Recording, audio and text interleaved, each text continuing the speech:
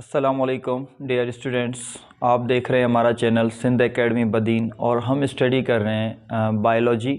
और बायोलॉजी में जो हम टॉपिक स्टडी कर रहे हैं वो हमारा टॉपिक है रिप्रोडक्टिव सिस्टम ऑफ फ़ीमेल का रिप्रोडक्टिव सिस्टम। और उस पर हम काफ़ी वीडियोस बना चुके हैं, काफ़ी हम जो है उसकी स्ट्रक्चर वगैरह देख चुके हैं कि कौन कौन से ऑर्गन्स प्रेजेंट होते हैं फीमेल रिप्रोडक्टिव सिस्टम में। और आज का जो हमारा टॉपिक है वो है कि लास्ट वीडियो में हमने इंट्रोडक्शन किया था मेंस्ट्रुअल साइकिल का, ओवेरियन साइकिल का, और ये चीज़ें हमने डिस्कस की थी। तो आज हम कंप्लीट हमारे टॉपिक में मेंस्ट्रुअल साइकिल को देखने वाले हैं कि फ़ीमेल में मंथली जो मेंस्ट्रुअल साइकिल चलती है वो कौन सी है, किस तरह की होती है और उसमें क्या क्या चेंजेस होती हैं। तो वो सब जो है हम यहाँ पर आज डिस्कस करने वाले हैं। ये बोर्ड पर जब आप देखेंगे तो आपको लगेगा कि ये एक बहुत ही कॉम्प्लेक्स और कॉम्प्लिकेटेड है, लेकिन इसको हम बहुत ही आसानी से और जल्दी से समझ लेंगे कि इसमें क्या होता है और कौन कौन सी चेंजेस होती हैं। तो सबसे पहले मैं कुछ चीज़ें आपको यहाँ पर पहले समझा दूँ, उसके बाद ये पूरा जो है ना वो डायग्राम और ये जो भी ग्राफ वगैरह बने हुए हैं वो आपको आराम से समझ में आ जाएंगे। तो सबसे पहले ऊपर अगर हम देखें तो यहाँ पर आपको नज़र आ रहा है हाइपोथैलेमस। हाइपोथैलेमस हमारे ब्रेन का एक पार्ट होता है जो कि कंट्रोल कर रहा होता है ग्लैंड को। तो ये हाइपोथैलेमस है और यहाँ पर नीचे ये दिखाया गया है, ये है पिट्यूटरी ग्लैंड। तो हाइपोथैलेमस जिसको कंट्रोल कर रहा है यहाँ पर वो पिट्यूटरी ग्लैंड है। तो ये दो चीज़ें पहले याद करनी है कि हाइपोथैलेमस हमारे ब्रेन का पार्ट है, हाइपोथैलेमस हमारे ब्रेन का पार्ट है और ये कंट्रोल कर रहा है पिट्यूटरी ग्लैंड को। और पिट्यूटरी ग्लैंड कंट्रोल कर रहा होता है मेंस्ट्रुअल साइकिल को जो कि ह्यूमन फीमेल्स में चलती है। तो इसमें क्या होता है यहाँ पर कि जो हाइपोथैलेमस पिट्यूटरी ग्लैंड जो किस तरह से ये पूरी चेंजेस कंट्रोल कर रहा है, तो उसके लिए कुछ चीज़ें और हमने समझनी है। वो ये कि मेंस्ट्रुअल साइकिल में 4 इंपॉर्टेंट फेजेस होते हैं। मेंस्ट्रुअल साइकिल के 4 फेजेस होते हैं। यहाँ पर नीचे मैंने वो दिए हुए हैं, जैसे कि पहला है मेंस्ट्रुअल फेज, पहला एम फेज और मेंस्ट्रुअल फेज जो डे 1 से डे 5 तक होता है। उसके बाद दूसरा फेज स्टार्ट होता है जिसे हम कहते हैं फॉलिकल फेज। और फॉलिकल फेज जो है वो डे 6 से डे 12 तक कंटिन्यू रहता है। Then the next one is ovulation phase, the third one. ये फेज वो होता है जो कि शॉर्टेस्ट फेज होता है, 13 से 15 डे तक जो है ये कंटिन्यू रहता है। Then the fourth one corpus luteum phase जो कि डे 16 से 28 डे तक कंटिन्यू रहता है। तो 4 फेजेस में हमने इसको डिवाइड कर दिया है और ऊपर हम देखेंगे कि कौन कौन से फेज में क्या क्या चेंजेस हो रही हैं। तो यहाँ पर मेंस्ट्रुअल फेज और दूसरा फॉलिकल फेज, तीसरा ओव्यूलेशन फेज एंड चौथा कॉर्पस ल्यूटियम फेज, 4 फेजेस हैं। और यहाँ पर भी कुछ चीजें समझनी है। तो एक वो आपने पहले माइंड में रखनी है, हाइपोथैलेमस एंड पिट्यूटरी ग्लैंड।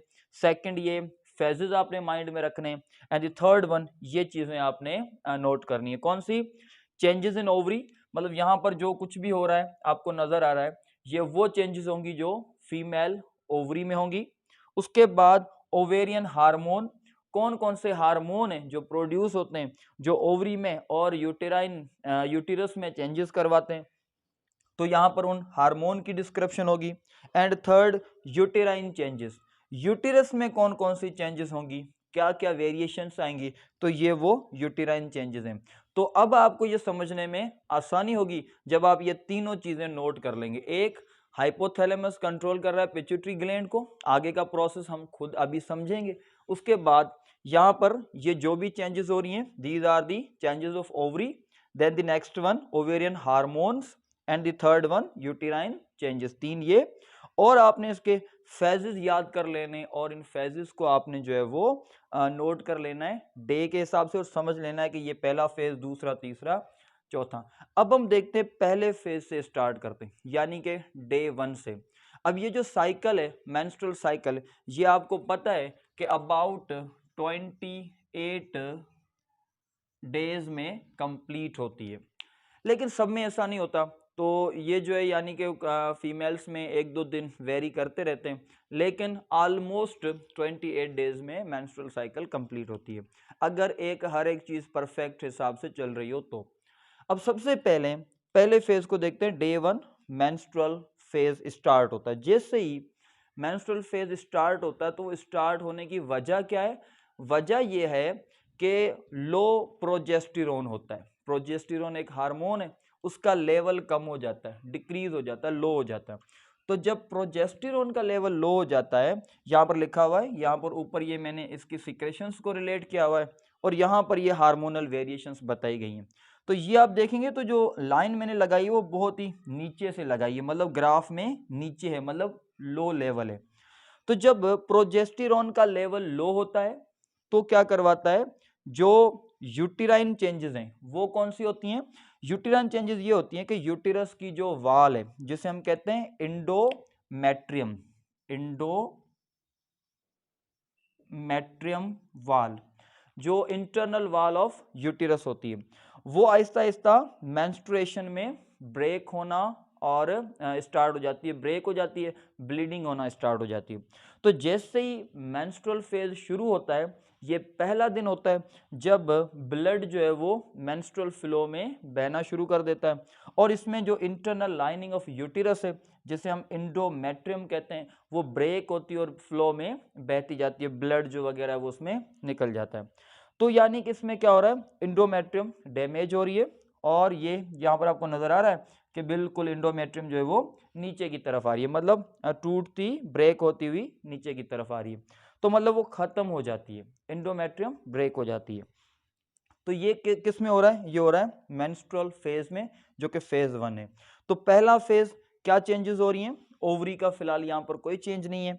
यहाँ पर ये कि हार्मोन जो है वो प्रोजेस्टेरोन हार्मोन कम होता है, और जैसे ही प्रोजेस्टेरोन हार्मोन कम होता है तो क्या होता है, इंडोमेट्रियम जो है वो ब्रेक होना स्टार्ट हो जाती है, ब्रेक होना स्टार्ट हो जाती है, और इससे हम कहते हैं ये मेंस्ट्रुएशन हो रही है, और ये मेंस्ट्रुअल फ्लो है, इसे हम कहते हैं ये मेंस्ट्रुअल फ्लो है। तो ये मतलब कि फीमेल में वेरी करता रहता है, लेकिन मोस्टली 5 डेज तक चलता है। तो इस तरह से इंडोमेट्रियम ब्रेक हो जाती है, और 5 दिन तक ये प्रोसेस चलता है, जिसे हम कहते हैं कि ये मेंस्ट्रुअल साइकिल का पहला फेज है, जिसे हम कह रहे हैं कि ये हो रहा है डे 1 टू डे 5। अब आगे का प्रोसेस क्या है? 5 दिन हो गए, 5 दिन हो रहे हैं, मतलब कि ये कंप्लीट हो रहे हैं, इंडोमेट्रियम ब्रेक हो रही है। अब आगे का क्या प्रोसेस होता है? तो जो लो प्रोजेस्टेरोन लेवल होता है वो स्टिमुलेट करता है पिट्यूटरी ग्लैंड को। It is stimulating pituitary gland, stimulate कर रहा है। और जैसे ही पिट्यूटरी ग्लैंड को स्टिमुलेट कर रहा है, ये नंबर 1 ये स्टिमुलेट कर रहा है, तो इसके रिस्पॉन्स में स्टिमुलेट से होने से क्या होता है, पिट्यूटरी ग्लैंड एक दूसरा हार्मोन प्रोड्यूस करता है, जिसे हम कहते हैं सेकंड नंबर पे फॉलिकल स्टिमुलेटिंग हार्मोन। तो अगर इसको हम नंबर वाइज देखते जाएं तो पहले प्रोजेस्टेरोन स्टिमुलेट कर रहा है किसको? पिट्यूटरी ग्लैंड को। और पिट्यूटरी ग्लैंड क्या कर रहा है? फॉलिकल स्टिमुलेटिंग हार्मोन को प्रोड्यूस कर रहा है, सीक्रेट कर रहा है। अब जैसे फॉलिकल स्टिमुलेटिंग हार्मोन सीक्रेट हो रहा है तो ये ओवरी के अंदर, यहां पर क्या है, चेंजेस इन ओवरी, ये ओवरी में चेंजेस करवा रहा है। कौन सी चेंजेस करवा रहा है? ये आपको नजर आ रहे हैं सारे प्राइमरी फॉलिकल्स हैं।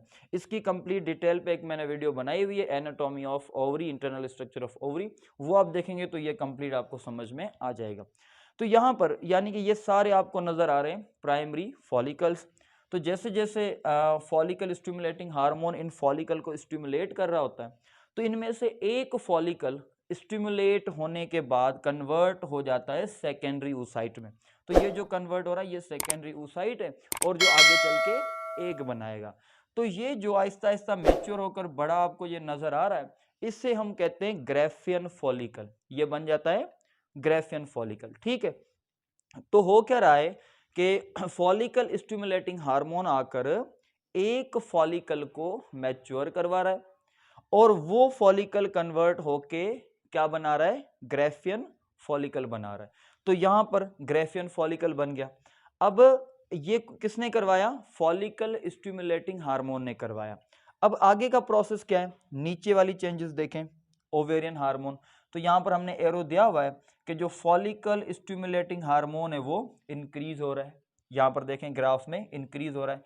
कैसे इंक्रीज हो रहा है? क्योंकि पिट्यूटरी ग्लैंड इसको प्रोड्यूस कर रहा है। और क्यों प्रोड्यूस कर रहा है? ताकि ये फॉलिकल को मैच्योर करे, जिससे ग्रेफियन फॉलिकल बने। तो ये फॉलिकल स्टिमुलेटिंग हार्मोन इंक्रीज हो रहा है। और इसके बाद क्या हो रहा है, यहाँ तक हो गया। अब ये कि जैसे एक फॉलिकल मैच्योर हो जाता है तो अब इस फॉलिकल स्टिमुलेटिंग हार्मोन की जरूरत नहीं है, अब इस हार्मोन की नीड नहीं है। तो होता क्या है, ये जो बाकी बच जाते हैं फॉलिकल, एक तो फॉलिकल मैच्योर हुआ और वो बन गया ग्रेफियन फॉलिकल, बाकी जो रिमेनिंग फॉलिकल बच जाते हैं उन्हें हम कहते हैं वो डीजेनरेटिंग फॉलिकल्स हैं, ब्रेक हो जाने वाले, टूटने वाले, डिसइंटीग्रेट होने वाले, खत्म हो जाने वाले फॉलिकल हैं। तो जो डीजेनरेटिंग फॉलिकल्स होते हैं वो एक हार्मोन बनाते हैं जिन्हें हम कहते हैं एस्ट्रोजन हार्मोन। तो अब थर्ड नंबर पे एक हार्मोन बन रहा है जिसे हम कह रहे हैं एस्ट्रोजन हार्मोन, जो कि कहां से बन रहा है, ये बना रहे डीजेनरेटिंग फॉलिकल्स ऑफ द ओवरी, मतलब ओवरी से बन रहा है, और ओवरी के वो फॉलिकल्स जो डीजेनरेट हो रहे हैं वो बना रहे हैं। तो इसमें से प्रोड्यूस हो रहा है एस्ट्रोजन, डीजेनरेटिंग फॉलिकल में से प्रोड्यूस हो रहा है। अब जैसे जैसे ये मैंने एरो दिया हुआ है अपवर्ड के, जैसे जैसे एस्ट्रोजन का लेवल इंक्रीज होगा, यहां पर आपको ग्राफ में भी नजर आएगा कि ये एस्ट्रोजन जो है वो इंक्रीज हो रहा है। जैसे जैसे एस्ट्रोजन इंक्रीज होता है तो इन फोर्थ नंबर ये क्या कर रहा होता है, स्टिमुलेट कर रहा होता है अगेन पिट्यूटरी ग्लैंड को। ये क्या कर रहा होता है, स्टिमुलेट कर रहा होता है पिट्यूटरी ग्लैंड को। क्यों स्टिमुलेट कर रहा होता है और इसका क्या काम है पिट्यूटरी ग्लैंड के साथ, तो देखें जो एस्ट्रोजन है, एस्ट्रोजन हार्मोन जो है ये पिट्यूटरी ग्लैंड को स्टिमुलेट कर रहा होता है दो रीजन की वजह से। कौन से, पहला ये चाहता है कि फॉलिकल स्टिमुलेटिंग हार्मोन की सिक्रेशन कम कर दे, मतलब फॉलिकल स्टिमुलेटिंग हार्मोन आपने देखा कि पिट्यूटरी ग्लैंड सीक्रेट कर रहा है और इसका काम है फॉलिकल्स को मैच्योर करवाना। तो फॉलिकल तो बन गया, ग्रेफियन फॉलिकल बन गया, अब इसकी नीड नहीं है।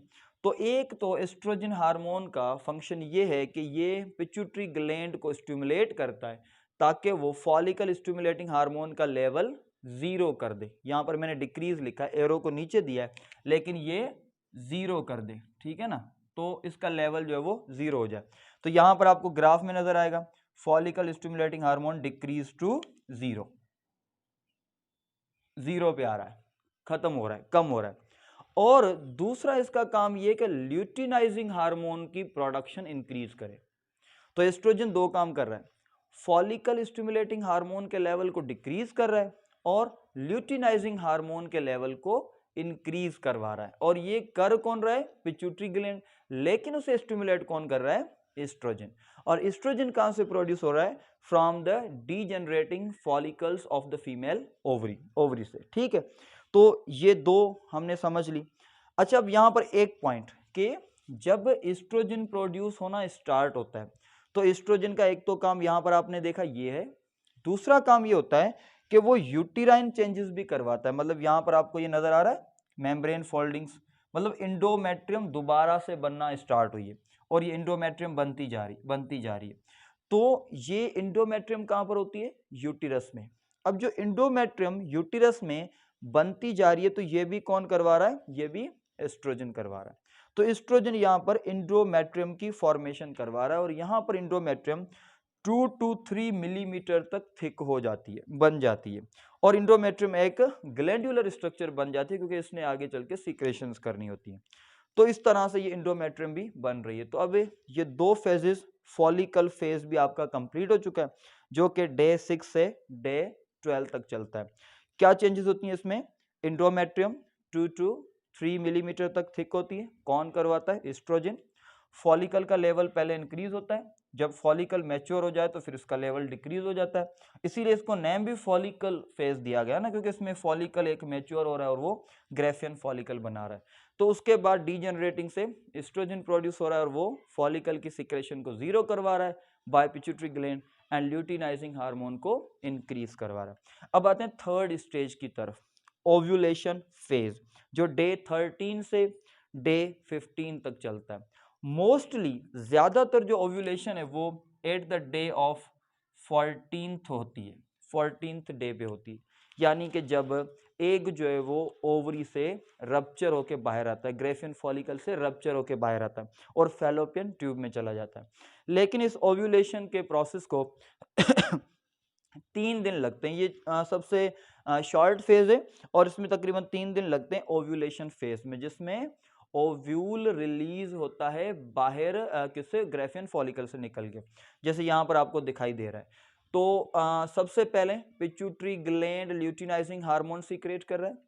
ल्यूटिनाइजिंग हार्मोन की सीक्रेशन जैसे ही इंक्रीज हो रही है तो ये क्या करवा रहा है, रप्चर कर रहा है, इसको ब्रेक कर रहा है। किसको, ये ग्रेफियन फॉलिकल है, ये रप्चर हुआ है। तो यहाँ पर आपको ये नजर आ रहा है कि इसमें से ये एग जो है ये बाहर जा रहा है, जो मैच्योर एग जो है वो उसको रिलीज कर रहा है बाहर। तो ये जो प्रोसेस होता है इस प्रोसेस को हम कहते हैं ओव्यूलेशन का प्रोसेस। और ये ओव्यूलेशन का प्रोसेस मोस्टली होता है at the day 14th day पे होता है। तो यहाँ पर अब ये देखें, आपको ग्राफ में दिखाया गया कि ल्यूटिनाइजिंग हार्मोन इंक्रीज हो रहा है, सही है, और यहाँ पर ये फॉलिकल 0 हो गया था, और जैसे फॉलिकल खत्म हो गया तो ल्यूटिनाइजिंग इंक्रीज हो रहा था। ये पिट्यूटरी ग्लैंड का फंक्शन है। और इंडोमेट्रियम मेंटेन हो रही है, जैसे एस्ट्रोजन मेंटेन कर रहा है। तो ये जो फेज है ओव्यूलेशन फेज, इसमें क्या होता है कि एग रप्चर होने के बाद रिलीज हो रहा है, ओवरी से बाहर जा रहा है, और ये कौन करवा रहा है, ल्यूटिनाइजिंग हार्मोन करवा रहा है। अब आगे एट द एंड 15 डे के बाद लार्जेस्ट फेज जो है मेंस्ट्रुअल साइकिल का, वो है कॉर्पस ल्यूटियम फेज, जो कि डे 16 से 28 डे तक कंटिन्यू रहता है। इसमें क्या होता है कि वही सेम ल्यूटिनाइजिंग हार्मोन की सिक्रेशन इंक्रीज होती रहती है, यानी कि वो अभी भी ल्यूटिनाइजिंग हार्मोन प्रोड्यूस हो रहा है। कौन कर रहा है, पिट्यूटरी ग्लैंड। जैसे एस्ट्रोजन ने इसे स्टिमुलेट किया था और इसने ल्यूटिनाइजिंग हार्मोन को सीक्रेट करना स्टार्ट किया था, तो ये अभी तक इसको ल्यूटिनाइजिंग हार्मोन को सीक्रेट कर रहा है। होता क्या है कि ल्यूटिनाइजिंग हार्मोन अब क्या करता है कि कन्वर्ट करता है जो ये रिमेनिंग रप्चर्ड फॉलिकल जो बच जाता है, यानी कि एग निकल गया, अब जो ये रिमेनिंग पोर्शन बच गया ना, इसे हम कहते हैं रप्चर्ड फॉलिकल, ब्रेक होने वाला फॉलिकल, टूटा हुआ फॉलिकल। ये जो रप्चर्ड फॉलिकल है ये कन्वर्ट हो जाता है एक स्ट्रक्चर में, जिसे हम कहते हैं ये कॉर्पस ल्यूटियम है। येलोइश कलर की एक स्ट्रक्चर बन जाती है, जिस स्ट्रक्चर को हम कहते हैं कॉर्पस ल्यूटियम। तो रप्चर्ड फॉलिकल कन्वर्ट हो रहा है कॉर्पस ल्यूटियम में, कौन करवा रहा है, ल्यूटिनाइजिंग हार्मोन। अब ये हो रहा है, उसके बाद ये जो कॉर्पस ल्यूटियम है ये क्या करता है, प्रोजेस्टेरोन सीक्रेट करना स्टार्ट कर देता है, दूसरा हार्मोन बनाना शुरू कर देता है। तो अब कॉर्पस ल्यूटियम कहां से बना है, कॉर्पस ल्यूटियम को ल्यूटिनाइजिंग हार्मोन ने बनाया है, और ये बना है रप्चर्ड फॉलिकल से, ठीक है। उसके बाद जो कॉर्पस ल्यूटियम है ये क्या कर रहा है, ये प्रोजेस्टेरोन की फॉर्मेशन करना स्टार्ट कर देता है। तो एक तो ल्यूटिनाइजिंग हार्मोन कंटिन्यू सीक्रेट है, और दूसरा यहां से प्रोजेस्टेरोन की सीक्रेशन भी स्टार्ट हो गई है।